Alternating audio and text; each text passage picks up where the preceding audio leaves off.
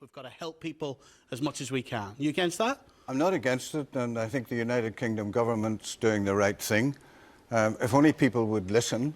I certainly welcome the 100-odd families that came from the Syrian camps to Northern Ireland, and they're being looked after, and I'm aware of that, and I know there'll be some more coming in. But the answer is, why are people going on these horrendous journeys, putting their lives at risk, their children's lives at risk, when they're not actually going anywhere better? And now some people may say that's a lot better than the bombs. Of course it is. But there are camps set up, and there are camps set up to facilitate them close to their own homes, from whence they should be returning properly. Let's widen this out beyond Syria. What's wrong with a migrant? What's wrong with an economic migrant? Oh, let me just tell you, this is my British passport, right? What it says at the top of it... Just so happens you brought it with you. I did, purposely. What it says at the top of it is European Union. Some people may have an Irish passport, but it'll still say European Union. Angela Merkel has offered and brought in 1 million people, right? In not too long a time, they will get the same passport, the same rights, the same benefits. But people from this island have travelled to get work for centuries. We are going to find people, that £1 million, the countries who are putting up the barbed wire, the people who were going with Merkel but aren't going with her Did anymore. your ancestors not immigrate here from Scotland? No. No? No. You're Irish? Yes. OK. And you resist the right for someone to come here for a better life? Look, I realise it's highly emotional, right? I realise and I understand it's highly emotional, particularly...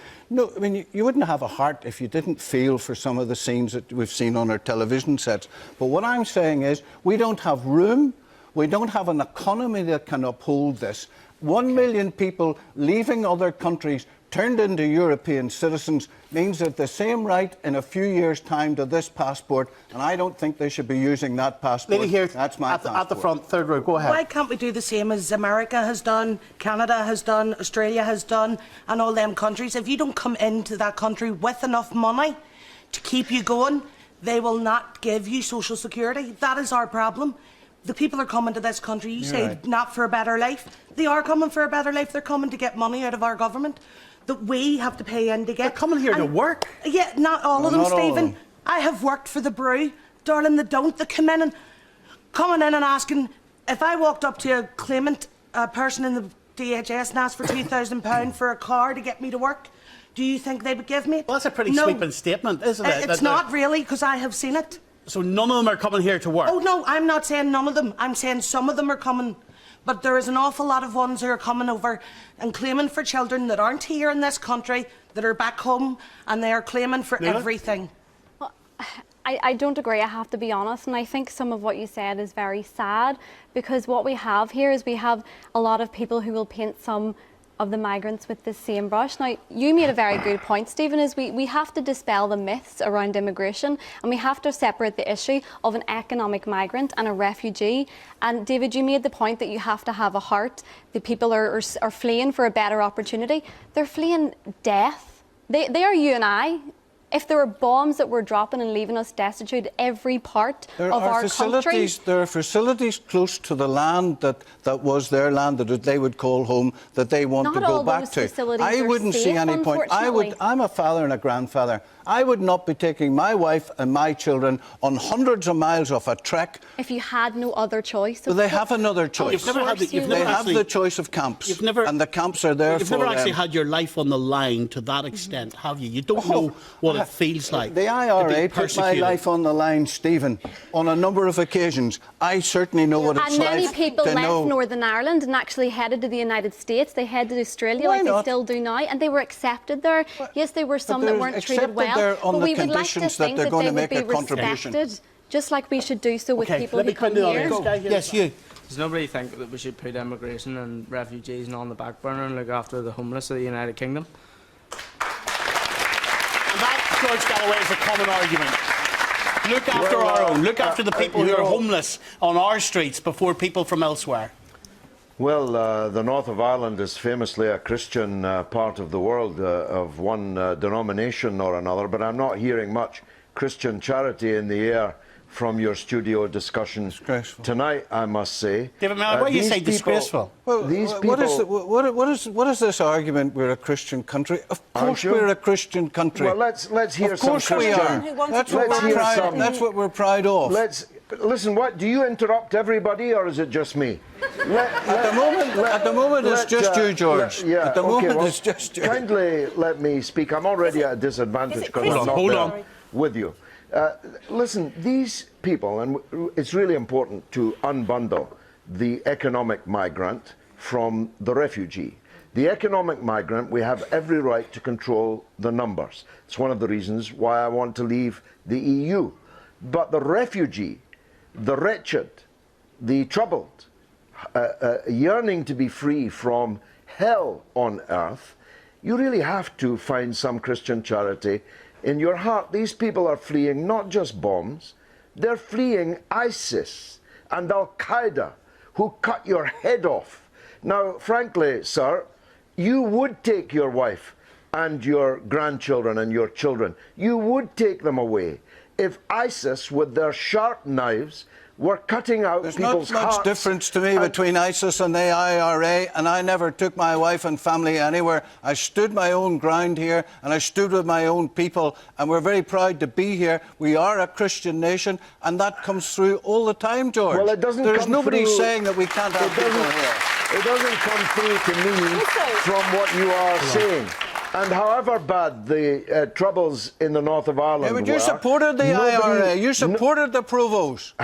However, that's completely untrue. So, George, let me let George Galloway respond to that. You can respond to that, George. Yeah, it's completely untrue.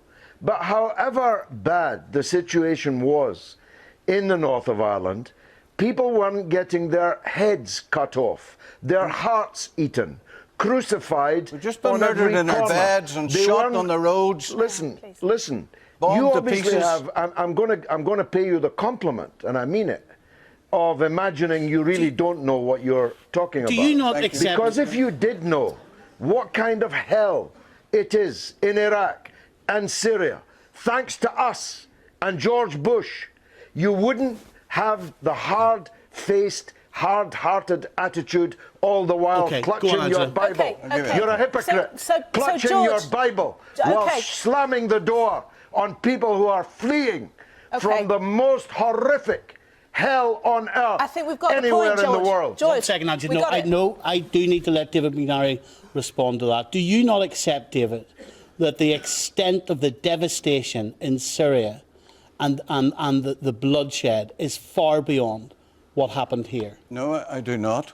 And You do not? What I've got to say is that in response to questions that I was asking of the police quite recently, the ISIS threat in the city of Belfast has gone from moderate to serious in a matter of weeks. This is our capital city in Northern Ireland, and the police themselves have rated and graded a threat from ISIS. Now, that is worrying and that is concerning. Okay, I'll let you come in 1 second, Answer. There are lots of people in the audience here. We need to leave it to control our own borders. It's essentially what you think, right? So therefore it follows that you must want border controls and checkpoints back in the Irish border. Well, mustn't you? The relationship, the Republic of Ireland isn't in Schengen, and thank goodness neither is the United Kingdom. And the relationship that we have in terms of trading with the Republic of Ireland is one that will continue, and I can't see any great difference with the United Kingdom out of Europe. But if we want to control our borders against immigration, then you've got to control that border between here and the south, right? I want to control our borders right this moment between this little part of the United Kingdom and the Irish Republic, because it's a porous border. And because so would UKIP want border controls back on the border here?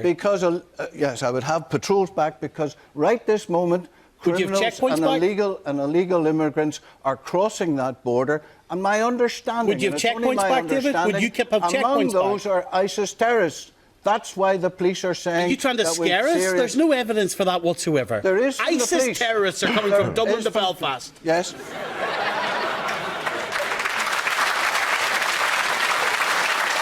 Yes. Yeah. Well, are we following them? How do we know? Go and ask the Chief Constable.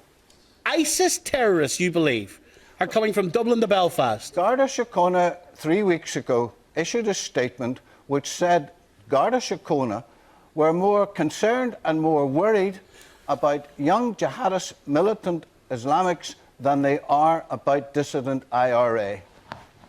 So UKIP wants border controls on the checkpoints on the border? No, no, no. Yes, yes, yes. UKIP want border patrols. We need border patrols. Do you want checkpoints too? The checkpoints aren't actually going to be able to be done. How on earth do you put checkpoints on a border here, that the IRA crossed every day and every night to bomb us? You didn't frankly have the balls to put country before party.